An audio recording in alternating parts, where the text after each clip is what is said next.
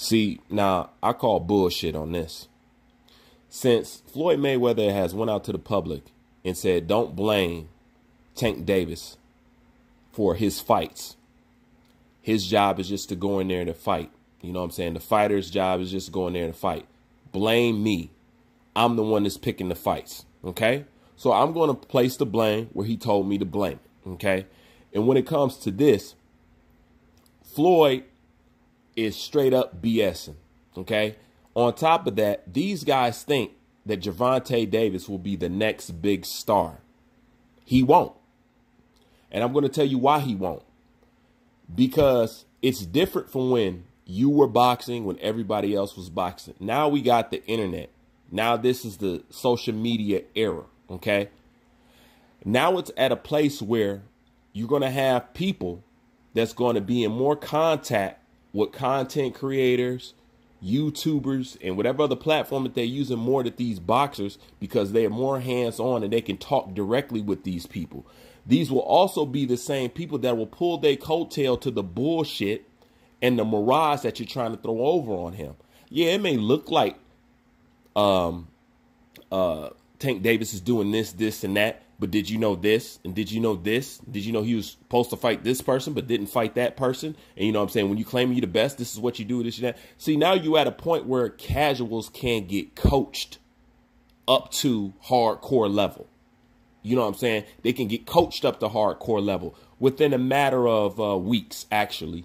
You know, they can get coached up to it. But the reason why Tank Davis will not reach the superstar level is because people like me will not allow you to build a fictitious star off of the backs of mediocre opponents. And what I mean by that is this. Floyd, you're sitting up here saying that this is a solid opponent for Gervonta Tank Davis. This is a career building fight for Tank Davis. This is a good name to have on your resume. OK, not only that, it will also usher in and begin the process of a Tank Davis Lomachenko fight.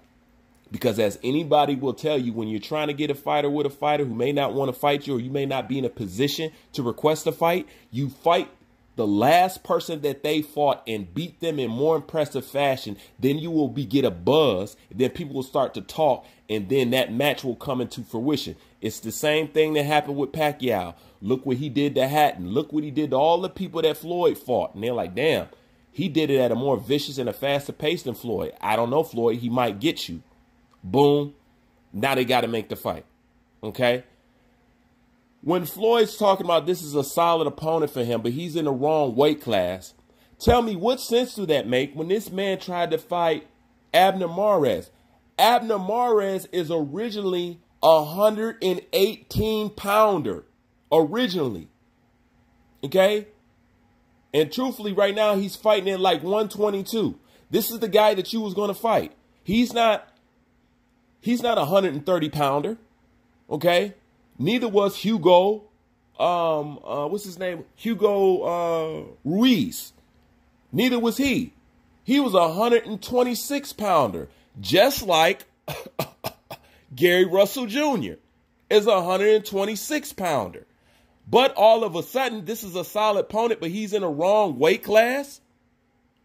And all you've been doing has been having Gervonta Davis fight people in smaller weight class. And this to let you know how much they're aware of it, because even Gervonta Davis had to speak on the fact that people were talking about that he's been fighting people in a smaller weight class, that he's been getting criticism for it. He didn't hesitate to take to social media and throw Lomachenko under the bus. Talk about, let's not forget, Lomachenko fought lower a competition that was in lower divisions also. But y'all don't want to talk about that. And he's right. It's not like he's not right. He is. But yet and still, you're saying you can't fight a Gary Russell Jr. because he's in the wrong weight divisions. OK, when we can clearly see there's two fighters that one that you fought and one that you attempted to fight that is not in your weight division at all. So how you going to say this is a solid opponent, but he's not in your weight divisions? And if he can come up, and this is the this is the insult to injury. Tank Davis is a big 130. OK, truthfully, he's supposed to be at 135, and he knows that shit. Okay, he's too small for a 147 or something like that, but he knows that shit. Okay, they know that for a fact. That's why he has problem making weight. He got problem making weight now, but he's still growing. Well, no, what is he, 20? No, Tank Davis is older than what I thought. What is he, like 27, 28? You know what I'm saying? So, he probably ain't going to get much, big, no, he can't be that old. Because that's around the trial. I don't know how old he is, but the point is he over 25.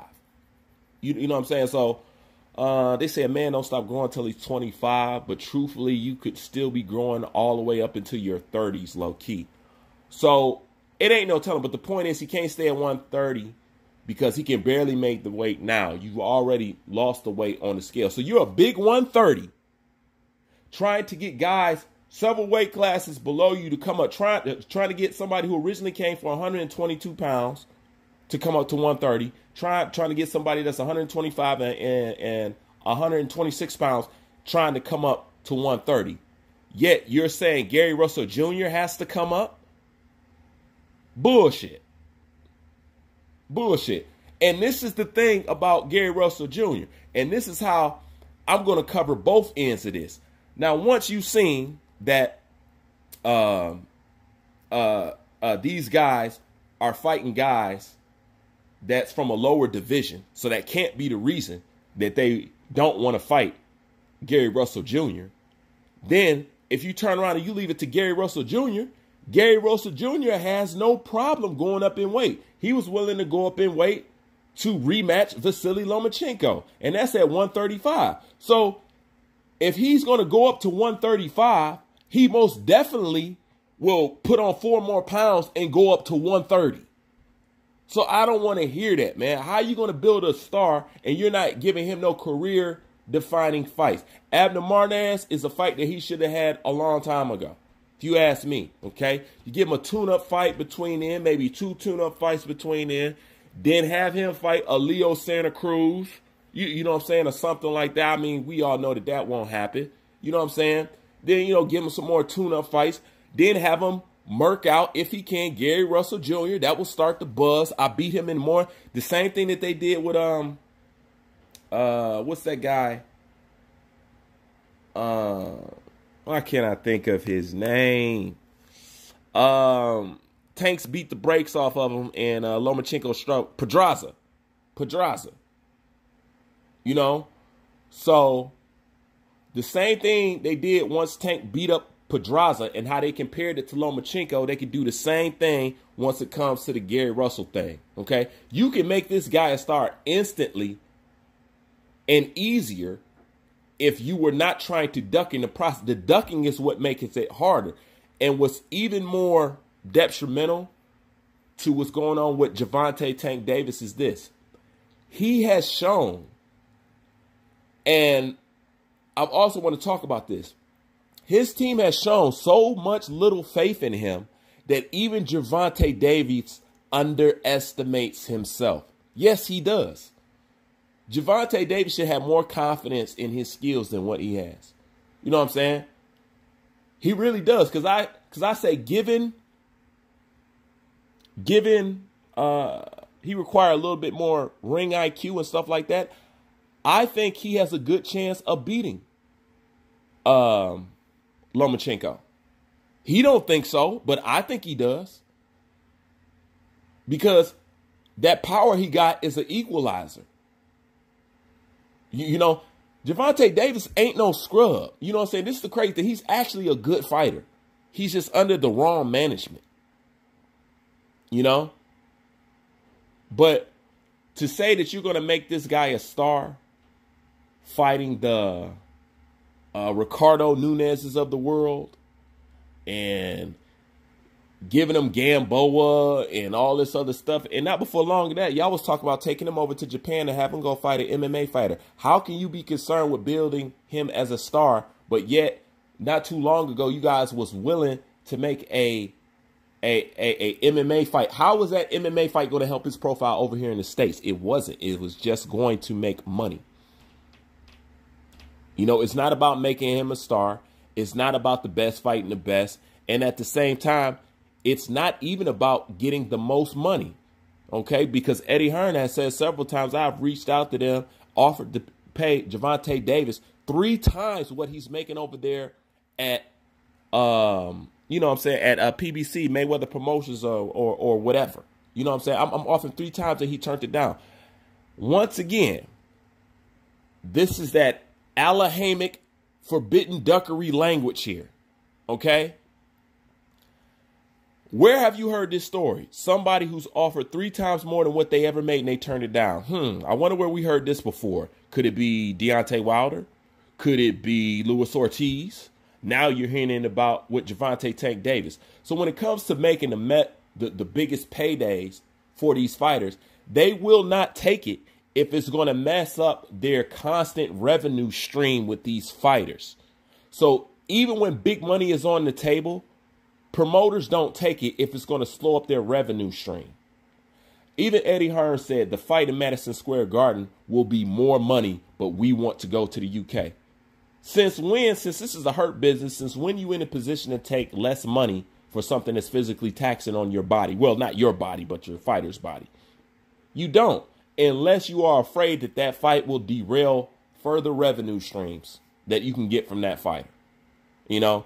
And that's what's going on, and it's sad, and you guys are literally tearing up the foundation of boxing and reconstructing it into a soap opera full of cowards. People say, it's not the fighters, it's the promoters. So I don't think anybody is scared. You're right and you're wrong, okay? They are scared, because even if they're not scared of physically getting into that ring and fighting them, they are scared of losing their position, what they have built, and the fact that they won't be able to eat off the brand that they have built thus far.